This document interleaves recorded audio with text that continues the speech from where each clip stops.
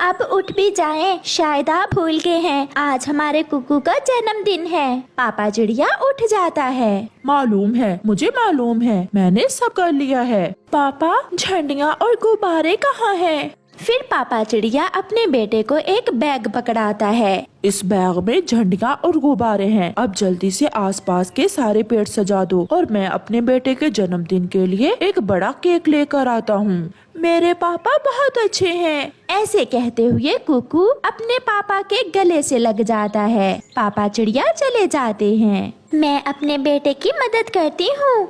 फिर वो माँ बेटा अपने घर की सजावट करते हैं। वो अपने घर के ऊपर गुब्बारे और झंडियाँ लगाते हैं और आसपास के सारे पेड़ों को अच्छे से सजा देते हैं। मम्मा, मम्मा, अब मैं जल्दी से अपने दोस्तों को भी बता आता हूँ। ऐसा कहते हुए कुकू वहाँ से चला जाता है। जल्दी आना बेटा। नदी पर कुकू अपने दोस्तों को बताता है। मेरे पापा इतने सारे गुब्बारे और झंडियाँ लेकर आए थे। मैंने और मेरी मम्मा ने सारे पेड़ भी सजा दिए हैं। तो फिर केक भी जरूर कटेगा। हाँ, मेरे पापा केक लेने गए हुए हैं। तुम्हारे मम्मा पापा तो बहुत गरीब हैं, फिर उन्होंने ये सब कैसे किया? मेरे मम्मा पापा बहुत अच्छे हैं, मगर मेरे मम्मा पापा से कम ही। ऐसा कहते हुए जग्गू कौवा गुस्से में वहाँ से चला जाता है। मम्मा, मम्मा, वो कुकू का बच्चा मुझे चढ़ा रहा था। उसने सारे पेड़ भी सजा लिए हैं और घर भी, हर तरफ झंडियाँ और गुब्बारे लगाए हैं उसने। चुप कर जा मेरे बेटे, चुप कर जा। वो गरीब चिड़िया का बच्चा अपना जन्मदिन इतनी धूमधाम से कभी नहीं मना सकता। कालू, उठो और कुछ करो, कुछ ऐसा करो वो सब खुशियाँ ना मना सके। अगर ऐसा है तो फिर मुझे अपने दोस्त गरजू बादल के पास जाना होगा। मेरा दोस्त गरजू बादल करेगा बारिश और खराब होंगी कुकू की झंडियाँ और गुब्बारे। मैं अभी जाता हूँ। फिर कालू कौवा अपने घर से निकलता है। वो सीधा सागर पर अपने शरारती दोस्त गरजू बादल के पास जाता है। गरजू यार, चिड़िया के बेटे का जन्मदिन है, वो सब बहुत खुश हैं और तुमसे उनकी खुशी देख नहीं होती। क्या मैंने सच कहा? हाँ यार, मेरे साथ चलो और उनकी सारी तैयारी खराब कर दो। नारियल पानी पिलाओगे ना मुझे? हाँ हाँ, जरूर। फिर कालू गरजू बादल को साथ लेकर वहाँ से जाता है और जाकर बरसात शुरू करता है। अपने घर के बाहर बैठे हुए कुकू और उसकी मम्मा बहुत परेशान थे। सब खराब हो गया। मम्मा, झंडियाँ भी टूट गई और सारे गुब्बारे भी फट गए।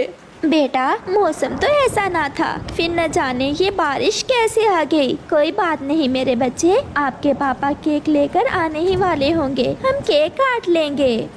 अब मैं जाता हूँ, दोस्त कौवे, सब खराब हो गया। ऐसे गरजू बरसात करके चला जाता है। पापा चिड़िया खुशी खुशी केक लेकर आ रहा था कि गोरी कौवी सीधी उड़ती हुई आती है और पापा चिड़िया से टकरा जाती है। केक नीचे गिरता है और टूट जाता है, सब मिट्टी में मिल जाता है। सॉरी सॉरी चिड़ा जी, मैंने देखा ही नहीं। मेरे बेटे के जन्मदिन का केक भी टूट गया है। अब मैं अपने बेटे से क्या कहूँगा जाकर? हलवा बना लेना घर में। मगर पापा चिड़िया गुस्से में वहाँ से चला जाता है। अब हुआ ना सारा काम सीधा, गुब्बारे भी फट गए, झंडियाँ टूट गईं और केक हुआ खराब। अब मेरा जग्गू खुश हो जाएगा। पापा चिड़िया, मम्मा चिड़िया और कुकू अपने घर के बाहर बहुत उदास बैठे हुए थे। मिट्ठू, कबूतर, कीकी और छोटा तोता सब आ जाते हैं। ये तो सब खराब हो गया, सब टूट गया और केक भी टूट गया, बहुत बुरा हुआ। दूर से अपने नानों को देखकर कुकू उछलने लगता है। नानो, नानो, मेरी नानो आ रही है। फिर कुकू की नानो पहुंच जाती है। ये रहा मेरे बेटे के जन्मदिन का केक, ये झंडियाँ और ये गुब्बारे। अब आप सब मिलकर जल्दी से पेड़ों को सजा दें। ये देखकर सब बहुत खुश हो जाते हैं। फिर वो सब फिर से सारे पेड़ सजा देते हैं और फिर बड़ा केक एक पेड़ की डाल पर रखा हुआ देखकर दूर बैठे कौवे तो रो ही सकते थे। जग्गू बेटा, सच्ची बात ही है, किसी से जलने से कुछ नहीं होता। चिड़िया का बेटा फिर से जीत गया और तुम हार गए। थैंक यू नानो। मैं कैसे भूल सकती थी कि आज मेरे नवासे का जन्मदिन है। हाँ माँ, हम आपको बुलाना भूल गए, मगर आप कैसे भूल सकती हैं? ऐसे वो सब बहुत खुश थे। मैंने यहाँ कुछ दाने रखे थे, वो कहाँ हैं? वो मैंने खा लिए हैं। तुम्हारा पेट है या कुआं जो भरता ही नहीं, जब देखो खाती ही रहती हो। एक मैं ही हूँ जिसने तुमसे शादी की, वरना तुम्हारे जैसे आवारा कव्वे से कोई भी शादी ना करती। शक्ल देखी है अपनी, काली कलोटी। बुड्ढे बुड्ढे, मैंने कितनी बार तुमसे कहा है मेरी शक्ल पर न जाया करो। मैं अपने परिवार में सबसे सुंदर हूँ। वाह वाह, किस परिवार की बात करती हो? पक्षियों से दाना मांग मांग कर तुम्हें तुम्हारी माँ ने पाला था, और तुम्हारी छोटी बहन ने घर से भाग कर शादी कर ली थी। बड़ा इज्जत वाला परिवार है तुम्हारा। मेरी बहन ने लव मैरिज की थी, तुम्हारी पुप्पी की तरह चोरी छुपे ही संबंध नहीं बनाए थे कौवों से। बेशरम बेशरम, तुमने मेरी पुप्पी का नाम लिया, मैं छोड़ूंगा नहीं तुम्हें। मगर गोरी वहाँ से चली जाती है। ये वो लड़ाई थी जो उन कौवों की हर रोज होती थी। कोई ही दिन ऐसा होगा जब उनकी लड़ाई न होती हो। काम का न काज का, दुश्मन अनाज का। वो दिन भी कितना बुरा दिन था जब मेरी माँ ने उस बुड्ढे कालू से मेरी शादी कर दी। गोरी, जब वो गुस्से में हो तो तुम ही चुप कर जाया करो। मैं नहीं डरती उससे। गोरी और कबूतर अपने ध्यान बैठे हुए थे कि पीछे से एक जालिम चील आकर गोरी को पकड़ लेती है और उसे उठाकर वहाँ से गायब हो जाती है। ये तो बहुत बुरा हुआ, मुझे जल्दी से जाकर कालू को बताना होगा। चील गोरी कव्वी को लेकर एक गुफा के पास पहुँच जाती है।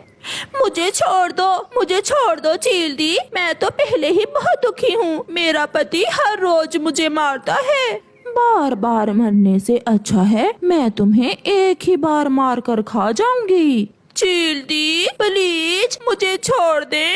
वो मोटा ताजा कबूतर भी तो मेरे पास ही बैठा था, आपने उसे क्यों नहीं पकड़ा? उसकी आंखें बहुत गंदी थी। आज कबूतर की गंदी आंखें ही उसे बचा गईं। गोरी खुद से ऐसा कहती है। तुम चिंता न करो, मैं तुम्हें अभी नहीं खाने वाली। मैं कल सुबह तुम्हारा नाश्ता करूंगी। कई दिन हो गए मांस का नाश्ता नहीं किया। फिर चील गोरी को गुफा के अंदर बांध देती है।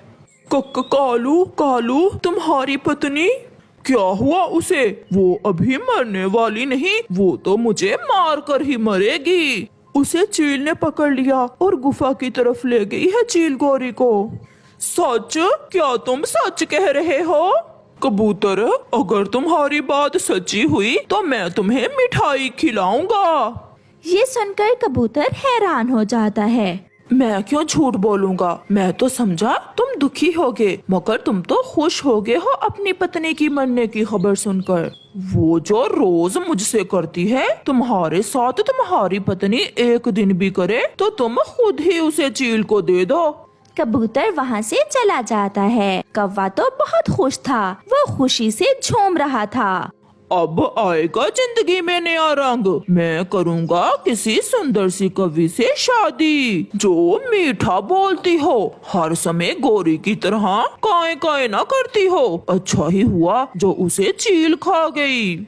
शाम हो जाती है और फिर रात। चील भी सो जाती है। गोरी को कैसे नींद आ सकती थी? वो तो सुबह चील का नाश्ता बनने वाली थी। गोरी आहिस्ता आहिस्ता रस्सी की गांठ ढीली करती है और वो मुसलसल कोशिश के बाद ऐसा कर लेती है। गोरी खुद को रस्सी से आजाद कर लेती है। वो धीरे धीरे बाहर की तरफ बढ़ती है और जल्दी से गुफा के दरवाजे पर जाकर उड़ जाती है। वो बहुत तेजी से उड़ती है।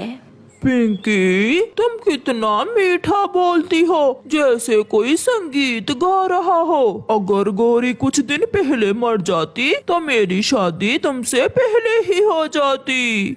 गोरी भी घर पहुंच जाती है। कालू सपने में बोल रहा था। अच्छा ही हुआ जो गोरी को चील ने खा लिया। अब मेरी शादी पिंकी से होगी, पिंकी से होगी मेरी शादी। बेशरम बुड्ढे कालू कौवे, मैं जिंदा हूँ। गोरी की आवाज सुनकर कालू उठकर शोर मचाता है। भूत भूत, मुझे बचाओ, गोरी का भूत आ गया।